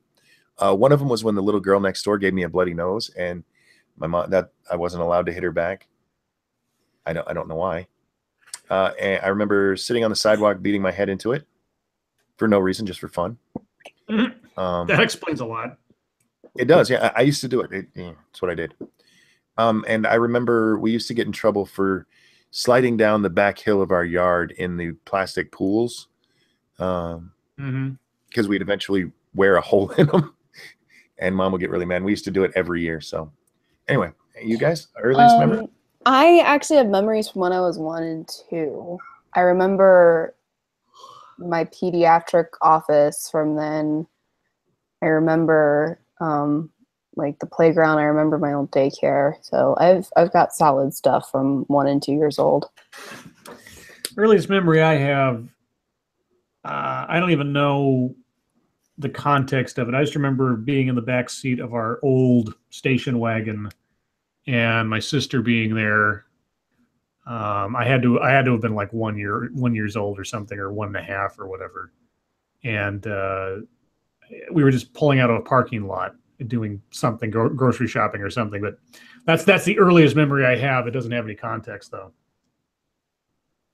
Okay, what else do we have going on here, guys?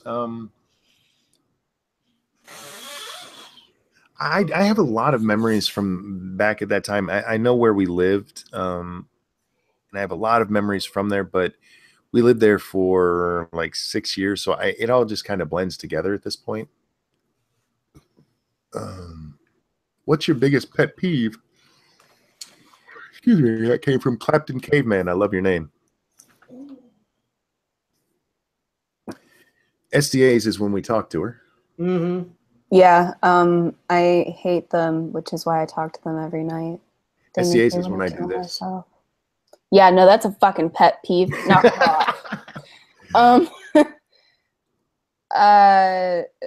Stop it. I turned it off. Relax. Okay. You were talking. That's why it stayed up, goof.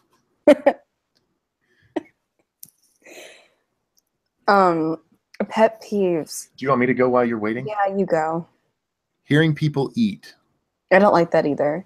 Yeah, you and I Rate Bear have that one. Oh, it drives me nuts.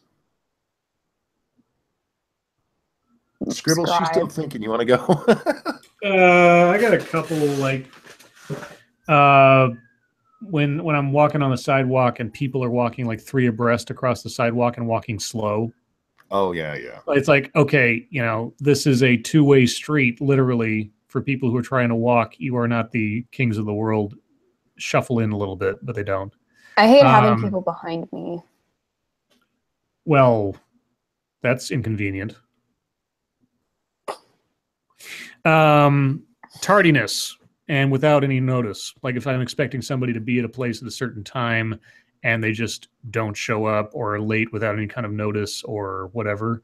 It's like I'm sort of very on punctuality, or at least being considerate enough to give someone a heads up when things aren't going to go as planned.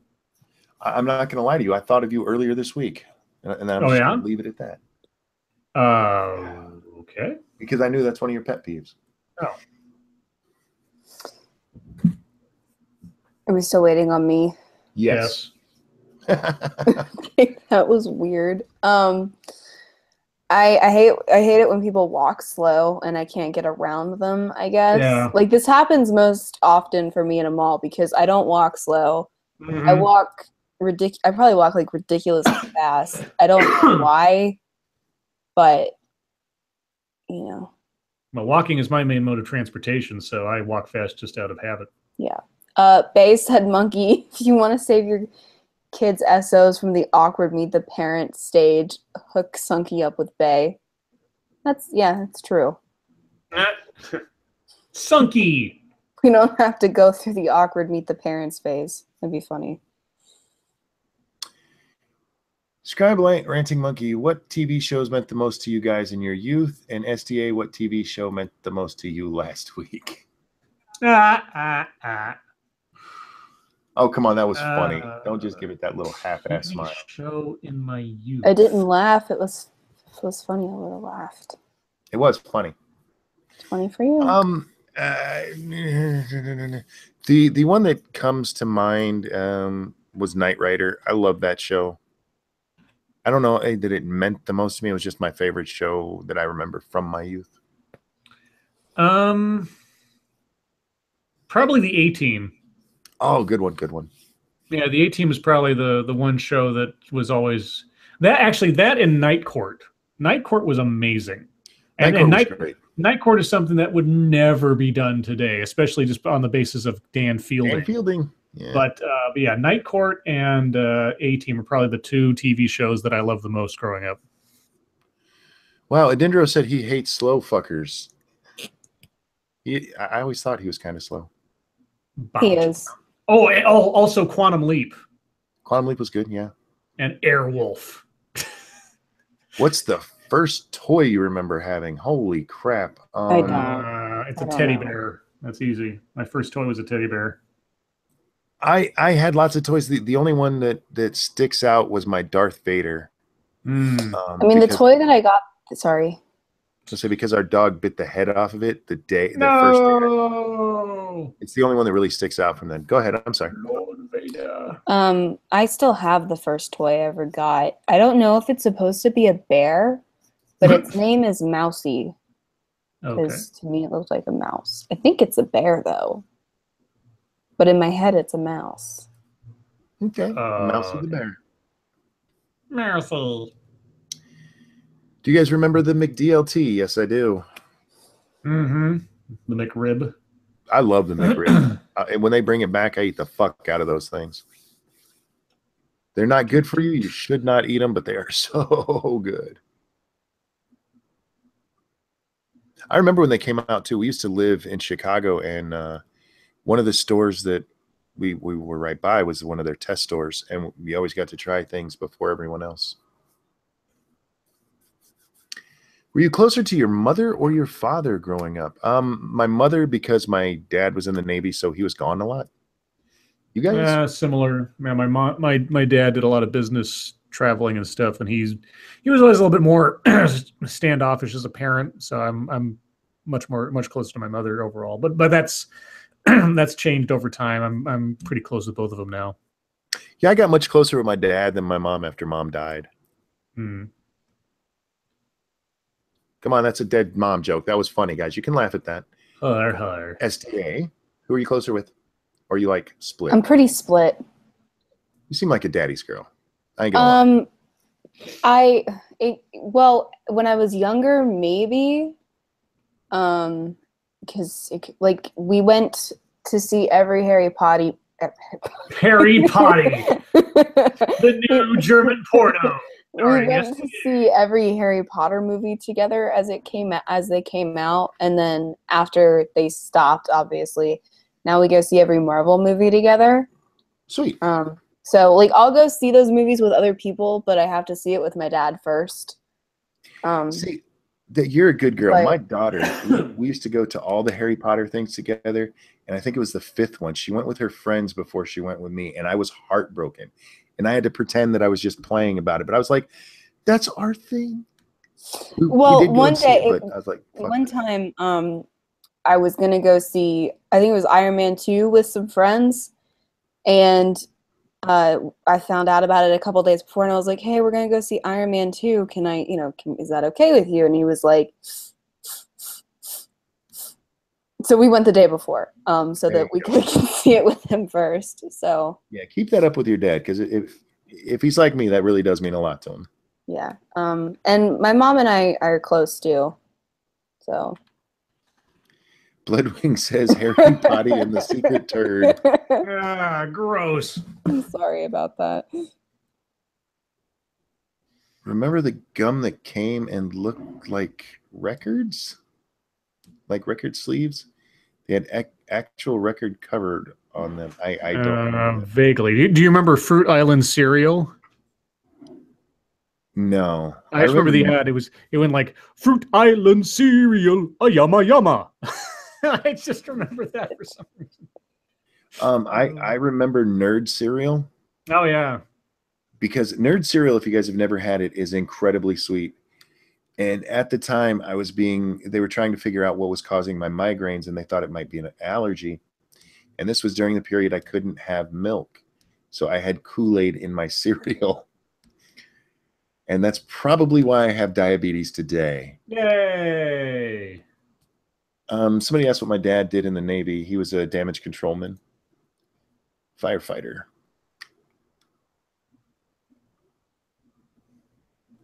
Remember rotary phones? I used to have fun with rotary phones. I would dial them with the other numbers to try to see if I could hit the right thing. Like if the number was 5, I would grab the 9 and just try to click it 5 clicks. Little things amuse me. Holy shit, man, Kool-Aid and sugary cereal. Yeah. And you should have seen what I used to have for lunch, because they cut out all of my eggs and anything that could possibly cause it. So basically I was eating celery and lettuce for lunch as a 4th grader. No, you were like Bunnicula. It was horrible. Fucking celery horrible. Stalks at midnight. Excuse me. Mad Balls. I remember when those were popular. I never understood the appeal Mad of Balls. Mad Ball. I have a copy of Mad Balls #1 comic book from Marvel Comics. I don't know why I have this, but I just have it in my collection. I didn't know there was one. Yep. Irate Prostate asks why. I'm going to need you to be a lot more specific. Why? That's a pretty deep question.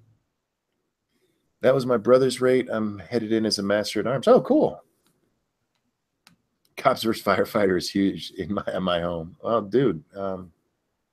Thank you for doing it. Are you going? Are you going in the Navy? Because you're going to deal with a lot of drunks, and I love sailors. Don't get me wrong, but you're going to deal with a lot of drunks. Weebo Jones, I had my first official stream. Oh yeah, he was on. I see he was in Irate Bear's stream. Monkey is Onision a shithead. I think that's up to interpretation. I would say so. Oh, why no milk or eggs? They were looking for allergies, trying to see what was causing my migraines. Monkey, remember the show Walker, Texas Ranger? This is something that I've noticed because on Facebook, a lot of millennials would put things on there like, if you don't remember this, you're not old enough. And I'm like, yeah, is that even really old enough to be nostalgic about? Depends on how old you are, I guess. How long's it been since Walker, Texas Ranger was on TV? That was like, what, the late 90s, maybe? Let me look it up. Jesus. Let me look at that. Texas Ranger. It ran from 93 to 2001. Oh, wow. So, yeah, it's been 16 years. Damn. Yeah, final episode was May 19th, 2001. Would exploding dildos be a good idea? They are called penises, my friend.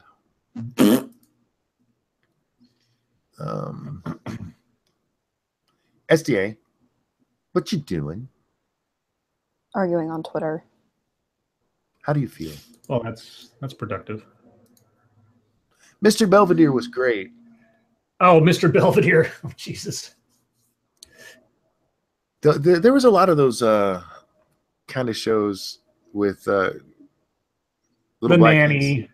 Yeah, and what about Small Wonder? Do you remember Small Wonder? I do remember. That's the one with the little robot girl, right? Yeah, robot girl. And then there was Out of This World.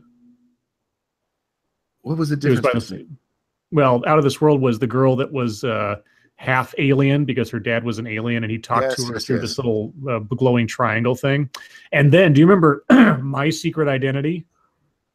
Oh, yes. No one can guess my secret identity.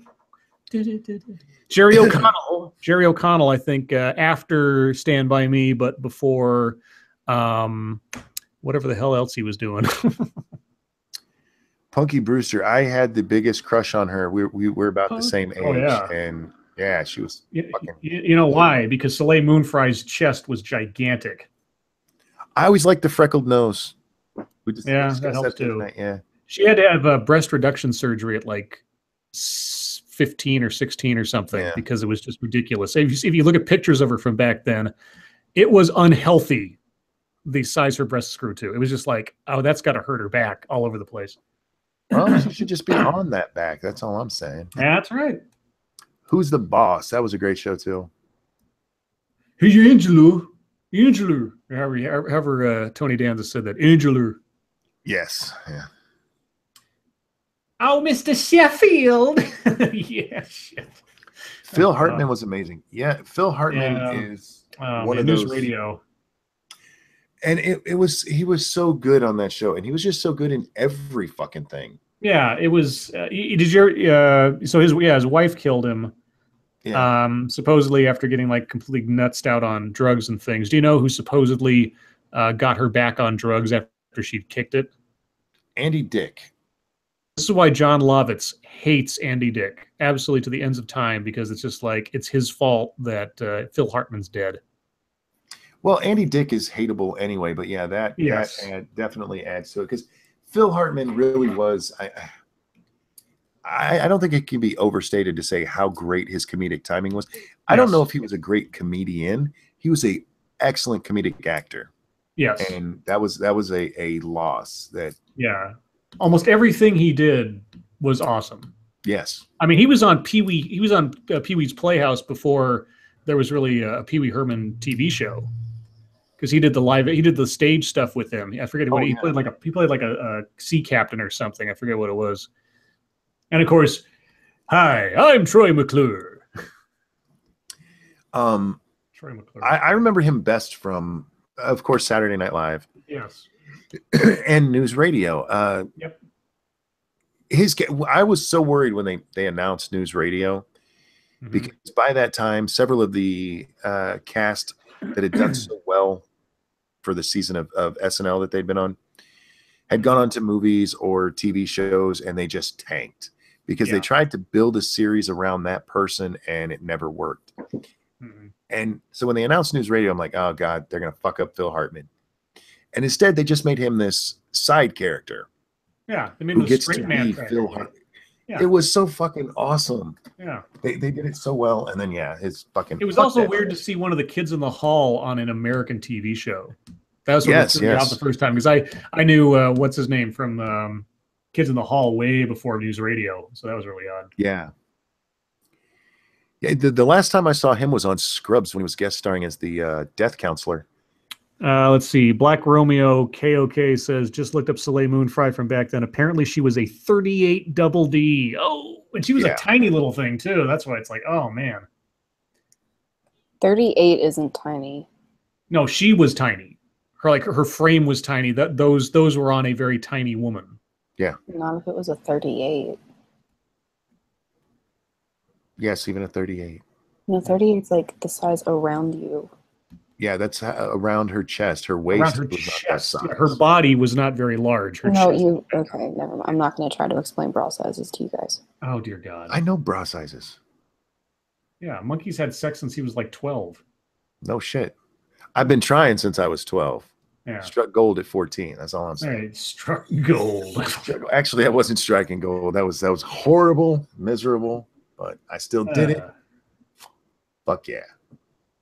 America, fuck yeah. I'm gonna get teardrops down my eyes for this. Elvira is my hero. I always wondered, what happened to Elvira, and I think She's still around. Yeah, I know. I think we talked about it in the last stream like this, and I was shocked. Yeah, she's still around. She doesn't look much different. No. Have you noticed old women don't look as old as they used to? I wouldn't say that. Some women age better than other women, but no. When I was a kid, all old women looked old as fuck. Yeah. By like 60, they looked like they were ready for death. And I saw a picture of a 60-year-old woman. It was one of the stories we were covering the other day. Or I thought about covering it. It's like 60-year-old woman says some shit. And I went and looked at the picture. I'm like, that bitch can't be older than 40. No way. No way. I mean, look at SDA. She's 20. She looks 20. She'll look 20 for the rest of her life. Let's fucking hope so. What? Are you saying I look old, Scribe? Well, with that kind of look on your face, you might as well be ancient. Like an ancient evil god. Sour old cat lady. Sanguine. It just makes my voice echo in my own head, but it causes me to black out. Please excuse me. Falls over Phil Hartman from News Radio. Yeah. He was awesome on there, and he actually anything he fucking did guest starring on was awesome. Even The Simpsons. I don't know how The Simpsons survived without him. He was like half their show at that point. Yeah, well, Troy, Phil Hartman and Hank Azaria. Hank Azaria does so many fucking voices on that show. He's Apu, he's Mo, he's I can't even name all the characters he does. And that show's still going. It's still going. It just oh my God. The guys that do the voices for that show are just multi-zillionaires at this stage of the game. Holy cow. Well, I've heard people, they need to stop. And why? No, let them go. Yeah. I've heard very much similar about South Park, and people, they're losing their touch. As long as people are watching, shut up. Just I don't think South Park is doing that bad. I actually am not as big a fan of the last 2 seasons of South Park as I am everything else. I didn't like the cohesive narrative of one season. That kind of annoyed me. Like, by the 4th episode of it, I was like, are we done with this arc yet? I did love the Mr. Garrison getting elected, being up there. Don't vote for me. And then Hillary, don't listen to anything this man says. No, I enjoyed that. I just didn't like that it was all, I was like, okay, I'm done with this arc now. Like, after 4 episodes. Yeah. I was like, I'm okay, with you I'm good. The Inedible Trout says, if you could have a theme song, what would you choose? At this point, it would be Garth Brooks, Much Too Young to Feel This Damn Old. A theme song. Zelda music. Like Zelda. Oh, she's Princess. 46 and 2 by Tool. I back in high school, I used to say my theme music was "Take It Easy" by the Eagles. You know the lyrics of that song. Easy. Yeah. All about a dude banging bitches. I like the Eagles. The Eagles are good. I've seen them live a number of times. Oh, The Greatest American Hero. I used to fucking love that show. I'm walking on air. I never thought I could feel so. Yeah, I saw William Catt in a unrelated to Greatest American Hero. I saw him live at a play performance several years ago, and I was like, I knew exactly who. I didn't know he was in the show until the show started. I was like, I knew exactly who he was. He looked exactly the same, and there's no reason why that show shouldn't be remade. That show was perfect. I loved his kid teaching him how to fly. Especially Agent Maxwell. Oh man. That whole I love that whole idea. It didn't nearly go because the original I remember reading some of the original concept was that they had planned it out. Like the first season he would be a complete bumbling fool. But like season 4 or 5, he'd be practically Superman because he had practiced so much, he would have gotten all his stuff down, and they would have shown the evolution of him growing into the whole superhero thing. And of course the show only lasted like 2 or 3 seasons, I guess. But man, that was a great idea for a show. Did you see that they actually gave the costume to someone else? Someone else became the Greatest American Hero at the end of that? No, I didn't see that. Me neither. I looked it up a couple of years ago, maybe a year ago, and they ended up. There's a woman ended up getting the suit and becoming the new Greatest American Hero. Well, how progressive! Yes, indeed, especially for the time. So for all you people, female superheroes, it's been done. You're just copying the Greatest American Hero. Let's see. They had a pilot for a female Greatest American I see. Yeah. The aliens tell Ralph to find a suitable replacement for himself when his secret identity is revealed to the world. Much to Bill's disgust, and this is Agent Bill Maxwell, he selects a woman to be his successor because Bill Maxwell was a misogynist. Yes. And oh wow, the 3rd season only had 14 episodes. That's weird. So the first one had 9, the 2nd season had 22, and the 3rd season had 14. That's just so weird. Weebo Jones asked if we remember Top Gun. Oh God, do I? I remember. I feel the need. The need for speed. The need for speed.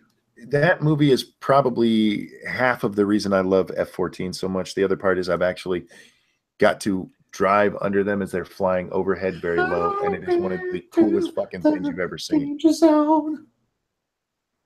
Riding through the danger zone. Guys, we're gonna do last call here. I never saw Top Gun because it seemed too much like a date movie. I'll tell you this: it's a kind of date movie, I guess. Could be.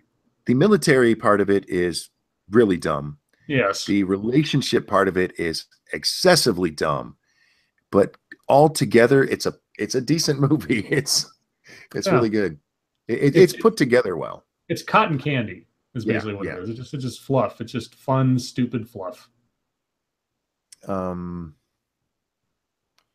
Okay, I will undislike and like this stream, Ranting Monkey. I appreciate that. Everyone remembers Top Gun. Actually, my children, I had to force them into watching it, and they actually did like it. We should have never retired the F-14. The F-14 is one of the worst planes we've ever had. It was notoriously hard to fly, and it was a beautiful plane. It really was. The Sky Striker is still one of my favorite toys we ever had, but it's not worth people dying over that. I am curious to see what planes they use in Top Gun too. Zenith said, I'd like to thank SDA for having me on her stream today. Thanks for coming. I'm glad you can make it. He was on my Patreon stream today. Terry Diamandis, remember when SDA watched The Princess Bride? No, seriously, guys, stop pushing that on her, because we have built it up at this point to where it's even if she loved the movie, she's gonna be like, that sucks. No, if I liked the movie, I would tell you that I liked the movie. No, I'm not saying that you would do it out of spite or anything. It's there are certain things that even if you love it, they can be built up to the point where when you finally get there, it's like, huh, that was good, but So if you ever do watch it, forget everything we've said. It's a shitty movie. Just watch it. If you watch it, but I'm telling you not to. Monkey, is there a better way of sending you money than that one email address? We'll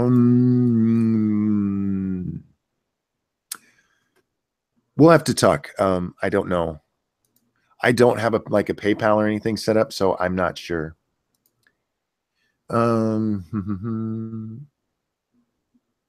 Remember when SDA didn't tweet? She always tweets. She's always on Twitter. I'm not.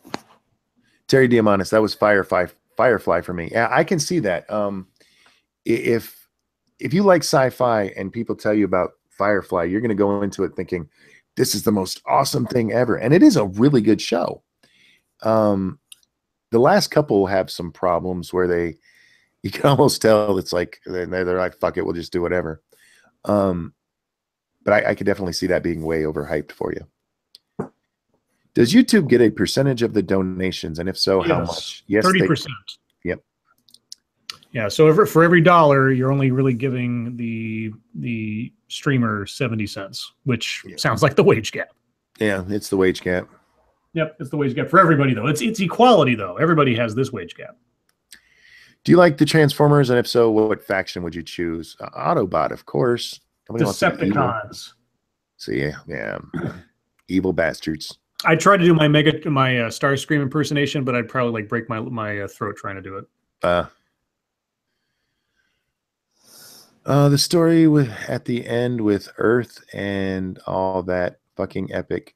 I don't know what that means. I don't know what that means. What about Captain Planet? I never really watched Captain Planet because by the time that came out, I was already against environmentalism. Captain Planet, he's a hero, gonna take pollution down to zero. Oh. Starscream did 9/11. 9/11. Fuck. Good. Jack Cochran, you say some of the funniest shit. There's a lot of you who do. I don't want to single anyone else out. I appreciate every time you guys make me laugh. All right, Renting Monkey is losing steam. Yes, I am. Speaking of Steam, the summer sale's on now. Oh, fuck. I still haven't gone and looked at that. Go take a look. Lots of stuff. I'm going to. Lots of stuff YouTube just paid me the other day. Let's see if I made enough to buy anything. Hey. Let's see. This goddamn, the adpocalypse hurts so bad. Anyway. Also, hi, Weibo Jones. Oh, Euro Truck Simulator's only $4.99. Oh my God. That's a let me tell you this. If you make a simulator that I wouldn't play, you have problems. And that's shitty. Oh, Goat Simulator's only $2. P-Dog Knight, just hitting the tip jar. No new comment. You already hit, believe it or not. Thank you so much. We're gonna do, Bag and I are gonna do a book club stream tomorrow morning. Oh. What book are you looking at? Moon Called by Patricia Briggs. When are you doing it? Tomorrow morning. Also probably around 8. Also, the stream tomorrow is on SDA's channel. Yep. So, guys, we're gonna wrap it up here because by the time I'm done with my outro, it'll be 11 o'clock. If you have questions about how we do the stuff here on YouTube, I did do a stream last night. That's on my channel. You can check it out. Please ignore all of the thunderclaps. in the edible trout. Thank you for being part of my night since I stumbled on you guys a month ago. You know what? No, thank you guys. You guys are so awesome for coming and checking us out. Thanks, I love you guys. guys. Thank you for coming every night. SDA Scribe, a pleasure as always. You guys are a bright shining star in my evening. Damn it. I said that I would. There it goes. Okay. Waiting for 11 o'clock makes me sad. See you guys Oh. next time. Bye, guys. Bye.